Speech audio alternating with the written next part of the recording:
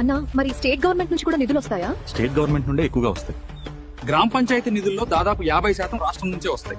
ఇవి 3 రకాలు: state finance grants, రాష్ట్ర ప్రభుత్వ పథకాలు మరియు స్పెషల్ మ్యాచింగ్ గ్రాంట్స్. మొదటిది స్టేట్ ఫైనాన్స్ గ్రాంట్స్. ఇవి ప్రతి సంవత్సరం వస్తాయి.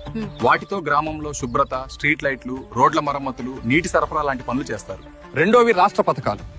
ఉదాహరణకి పల్లె ప్రగతి, నీటి ప్రాజెక్టులు, చెట్లు నాటడం, డంపింగ్ యార్డులు, పంచాయతీ భవనం మెరుగులు. ఇవి సంవత్సరం మీద ఆధారపడి వస్తాయి. ఎప్పుడు ప్రాజెక్టు ఆమోదమవుతుందో అప్పుడే నిధులు విడుదలవుతాయి. మూడోవి మ్యాచింగ్ గ్రాంట్స్. పంచాయతీ ఎంత రెవెన్యూ కలెక్ట్ చేస్తే రాష్ట్రం కూడా అంతకంత మద్దతు ఇస్తుంది. అంటే మంచి పనులు చేస్తే మరింత నిధులు అన్నమాట. మన గ్రామ నిధులు ఎలా వస్తాయో తెలుసుకోవడం మన బాధ్యత. యువత ముందుకు రావాలి. గ్రామ పంచాయతీ ఫండ్స్, ఖర్చులు, ప్రతి రూపాయిని మనమే పరిశీలించాలి.